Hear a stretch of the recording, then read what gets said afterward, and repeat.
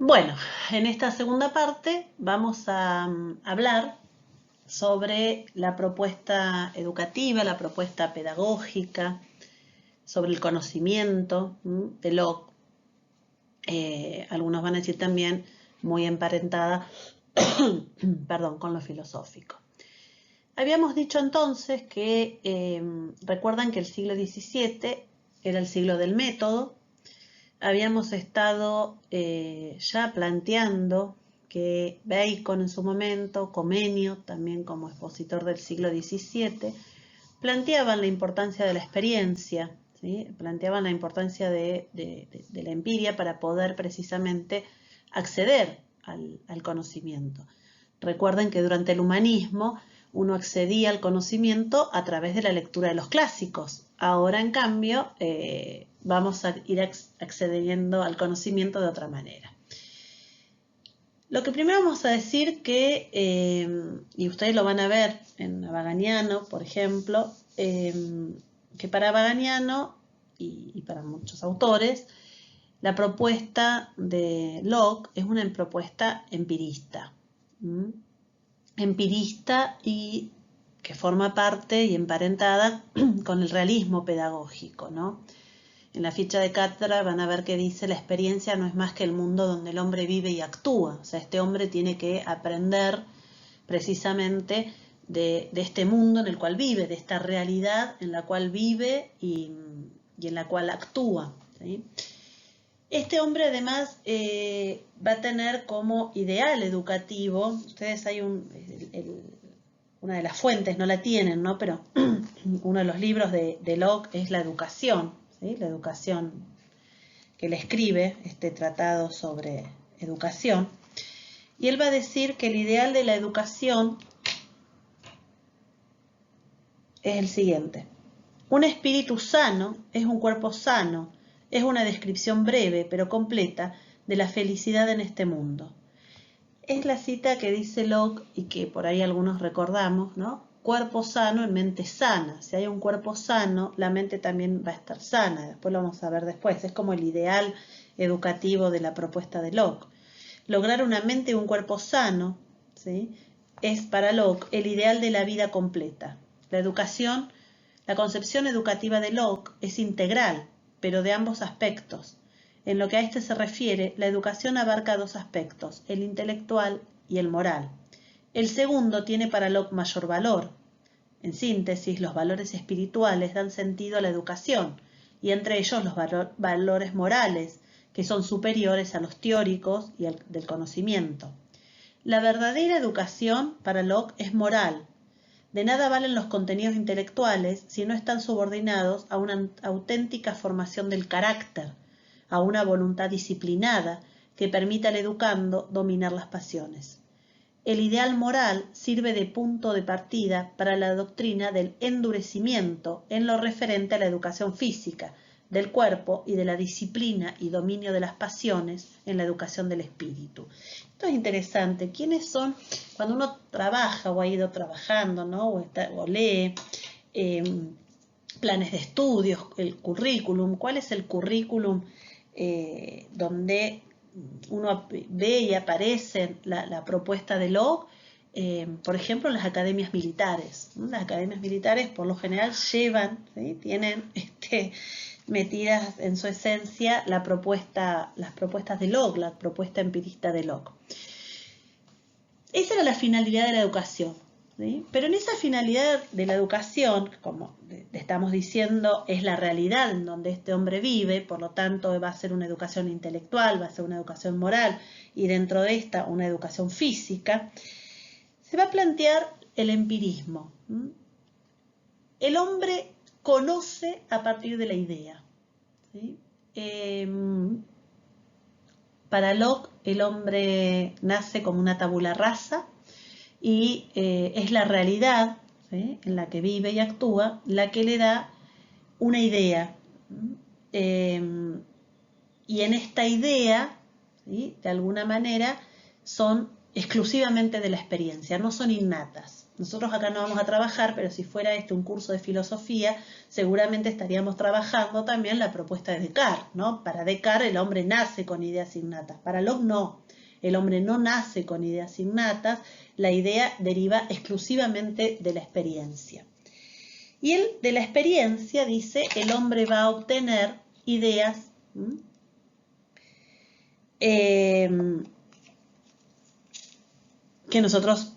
que él va a denominar ideas simples, ¿no? Él dice en este otro su libro Ensayo sobre el entendimiento humano, en el libro Ensayo sobre el entendimiento humano, él dice de las ideas generales. Supongamos que la mente es como nosotros decimos, un papel en blanco, vacío, sin ideas. ¿Cómo se llena? ¿De dónde procede el vasto acopio que la ilimitada y activa imaginación del hombre ha grabado en ella con una variedad casi infinita? A esto respondo con una palabra, de la experiencia. En ella está fundado todo nuestro conocimiento, y de ella se deriva todo en último término. Nuestra observación, ocupándose ya sobre objetos sensibles externos o ya sobre operaciones internas de nuestra mente, percibida y reflejada por nosotros mismos, es la que abastece a nuestro entendimiento con todos los materiales del pensar. Estas son las fuentes del conocimiento, y de ellas proceden todas las ideas que tenemos. Por lo tanto, y ustedes lo van a ver esto en la ficha de cátedra, la idea que se deriva de la experiencia es una idea simple. En estas ideas simples, dice, podemos obtenerlas a través de la realidad interna, del yo, a través de las cosas, ¿sí? Por lo tanto externa, y que además pueden ser ideas de reflexión o ideas de sensación. Nosotros no nos vamos a meter en analizar las particularidades de cada una de estas ideas, ¿sí? Pero lo que sí vamos a decir que estas ideas o que de estas ideas nosotros obtenemos el conocimiento, ¿sí? Este conocimiento que va a ser un conocimiento por un lado intuitivo, ¿sí? Que tiene que ver cuando el acuerdo o el desacuerdo se percibe inmediatamente o en virtud de las ideas mismas, sin la intervención de otra idea, ¿sí? Es la idea tal cual, la idea tal como yo la veo, ¿sí? En la experiencia, en la empiria, en la realidad. Este es el conocimiento intuitivo. Pero lo que más le interesa a Locke es el conocimiento demostrativo, basado en el razonamiento. ¿Sí? ¿Me van siguiendo? El conocimiento va a ser verdadero cuando existe una conformidad entre las ideas y la realidad de las cosas. Entonces la pregunta que él se hace es, ¿cómo es posible comprobar esta conformidad si la realidad de las cosas solo es conocida a través de las ideas? Entonces ahí ustedes van a tener y van a trabajar el texto de Abaganiano, en donde Abaganiano plantea que hay como 3 órdenes de la realidad, y en esos 3 órdenes de la realidad Locke va a ir, o el hombre va a ir intentando conocerla. Estos órdenes de la realidad va a ser, por un lado, la existencia del yo, por el otro lado, la existencia de Dios, y por el otro lado, la realidad de las cosas. Para ello, Abaganiano, con respecto de la realidad de las cosas, va a decir lo siguiente. Cuanto a la realidad de las cosas, el hombre no dispone de otro medio para conocerla que la sensación, más precisamente la sensación efectiva. No existe ninguna conexión necesaria entre la idea y la cosa, solo el hecho de que efectivamente estamos percibiendo la idea de algo externo y que no permite conocer que algo que existe en ese momento fuera de nosotros, ¿sí? Nos cause la idea. Según Locke, la certidumbre a la sensación efectiva es suficiente. No es admisible que nuestras facultades nos engañen. Es indispensable, dice Abaganiano, que tengamos fe en nuestras facultades, puesto que no podemos conocerlas si no es utilizándolas. Cuando el objeto deja de ser atestiguado por los sentidos, desaparece la certidumbre de su existencia.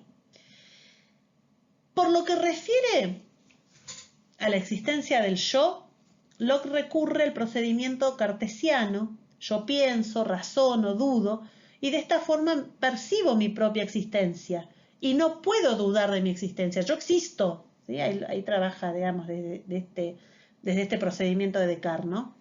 Por cuanto se refiere, dice, yo pienso, yo razono, dudo, de esta forma existo, ¿sí? Por lo tanto, este yo que existe puede dar cuenta de esa idea, puede dar cuenta de eso que está viendo en la experiencia que se transforma en idea. La idea de la mesa es idea de la mesa porque yo sé que lo que veo es una mesa, ¿sí? Y en cuanto a lo que se refiere a la existencia de Dios, Locke repite la demostración causal. La nada no puede producir un ser. Si hay algo, ello quiere decir que ha sido producido por otra cosa. Pero como no es posible remontarse de esta forma al infinito, debe admitirse un ser eterno que ha creado todo. Con el hombre, ese ser infinito ha producido la inteligencia. Por consiguiente, debe poseer una inteligencia infinitamente superior a la creada por él. ¿Qué dice? ¿Qué significa con esto? Vamos a explicarlo. Locke es empirista. Locke plantea que nosotros conocemos a partir de la experiencia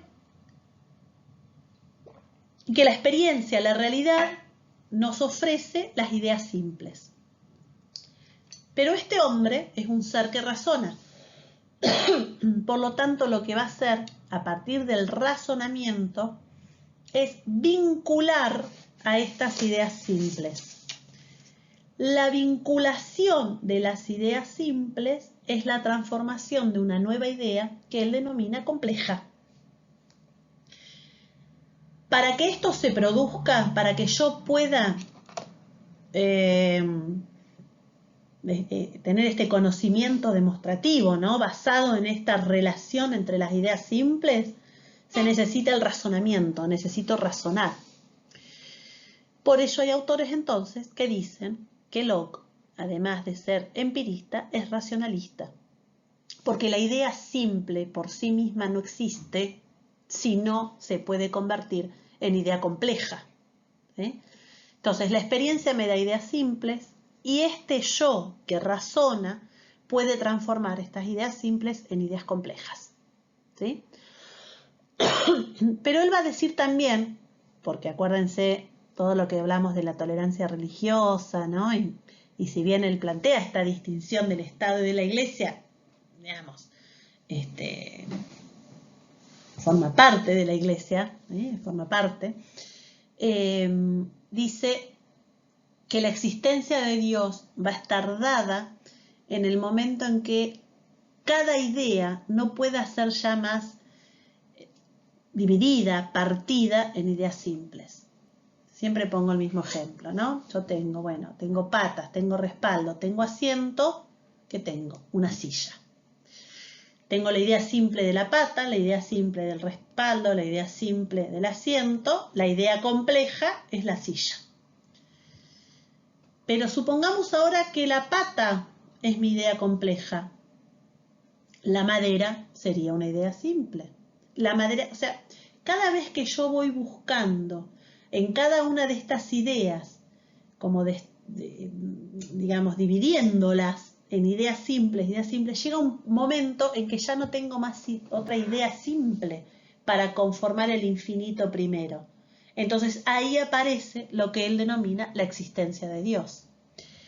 En el libro de ensayo, ¿sí? sobre el entendimiento humano, él plantea esta cuestión de la existencia de Dios. Es bien interesante. Cuando dice, se lo voy a encontrar, dice lo siguiente.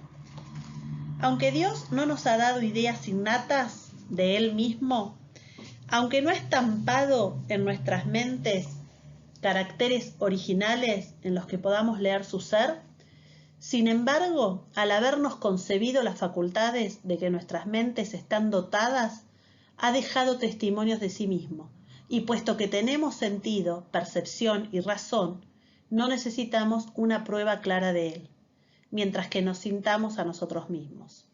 Pero aunque esta sea la verdad más obvia que la razón descubre, y aunque su evidencia sea igual a la certeza matemática, sin embargo requiere meditación y atención. Esto hace entonces que para algunos autores Locke sea empirista, dijimos, para otros autores hace que Locke sea racionalista y que en definitiva nosotros podamos hablar de él como también un iluminista. Nosotros lo vamos a ver en la próxima clase cuando veamos a Rousseau y veamos la Ilustración en Francia. Voy a volver a plantear esto, pero un profesor siempre decía, ¿no? La Ilustración, el Iluminismo, la enciclopedia sería como la condensación de una propuesta empirista y una propuesta racionalista. Empirismo puro sería el de Comenio, un racionalismo puro sería Kant. Locke tendría de empirista y tendría de racionalista, pero si como conjugamos estos dos, puede ser entonces un iluminista. Vamos a ver qué significa, ¿no? El iluminismo en Gran Bretaña, ¿no? Dice Locke abre, ¿sí? Da paso al iluminismo en Gran Bretaña. Bien.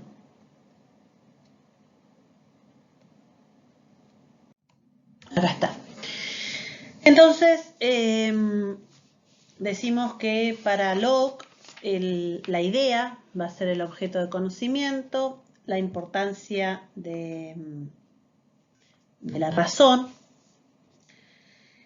la relación que va a existir entre la propuesta pedagógica, el pensamiento pedagógico en Locke, dice Abaganiano, está estrechamente conectada con su propuesta liberal, aboga por una educación apta para formar al gentleman, capaz de ser útil a sí mismo y a su patria en un clima de ordenada libertad y audaz iniciativa. Esto es interesante porque Locke, cuando acuérdense, nosotros estábamos hablando de su propuesta política, de cómo estaba mirando la realidad de Inglaterra de la Revolución Gloriosa, de cuando él plantea su postura del individualismo posesivo, ¿no? Del liberalismo, de la propiedad privada.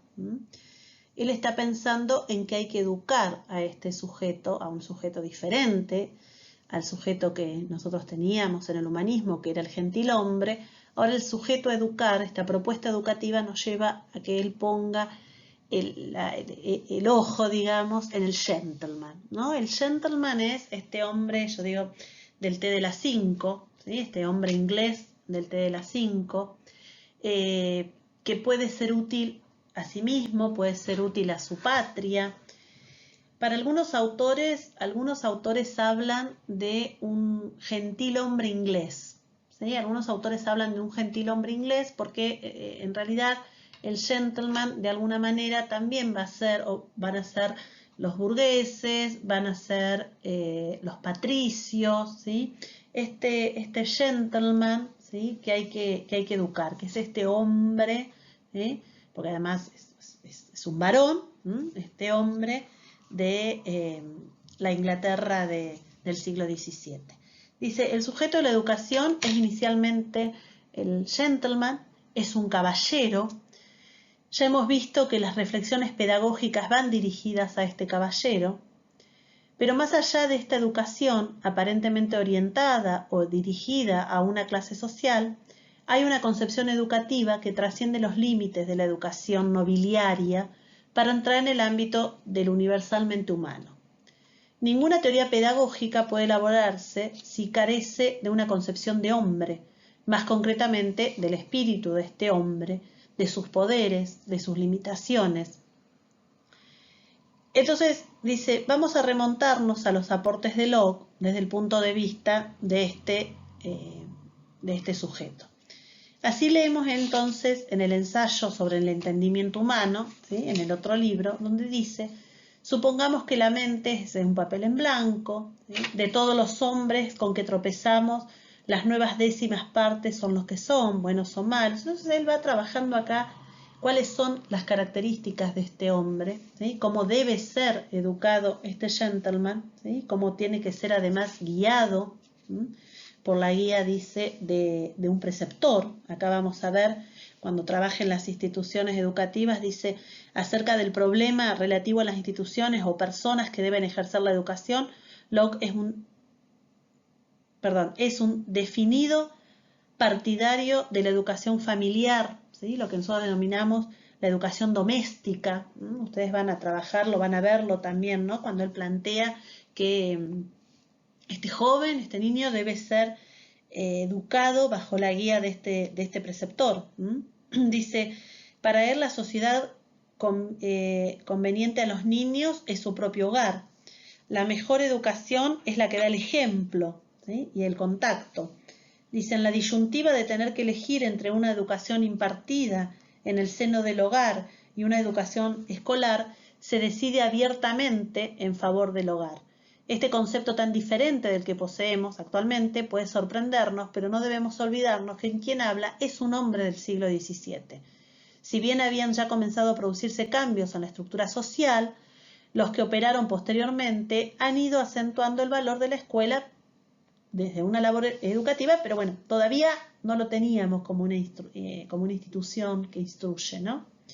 Entonces dice, se lee en el párrafo, no puedo comprender cómo un niño puede adquirir el talento del trato social y el arte de resolver sus asuntos en el mundo por haber sido colocados en medio de un grupo de niños, de camaradas de todas las clases, por haber aprendido a querellarse a propósito del trompo. Es difícil adivinar, dice Locke, las cualidades que un padre puede esperar que sus hijos consigan en una sociedad de estos niños que reúne la escuela.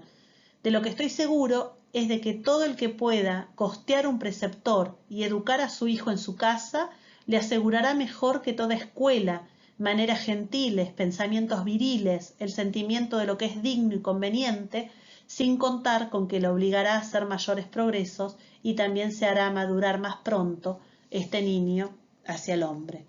Destaca entonces, dice, advierte que la necesidad de poner en manos de un preceptor la educación del joven, del caballero, del gentleman, para aquellos que puedan costearlo. ¿Sí? Entonces, bueno, va explicando ahí la labor y todo lo bueno que es ser educado bajo la guía de un preceptor, ¿sí? Y no en una escuela. De todas maneras, a partir de eso, él plantea que este joven, este gentleman, tiene que ser educado, dijimos, en la moral, en lo intelectual y en la educación física. Esto lo van a trabajar y lo van a ver con Abaganiano. La moral tiene que ver con el carácter, con los buenos hábitos, con los sentimientos, ¿sí? De honor, ¿sí? de este hombre, ¿sí? Dice el estudio dice de la moral, ¿sí? Para endurecerse, para que sea un hombre duro, ¿sí? La educación del carácter, fundamentalmente, dice, Locke había precedido por los mayores tratadistas y educadores, ¿no? Del Renacimiento, por lo tanto, él le atribuye un papel fundamental a los buenos hábitos, al deseo de estimar, al sentimiento de honor, va a ser importante en él, ¿no?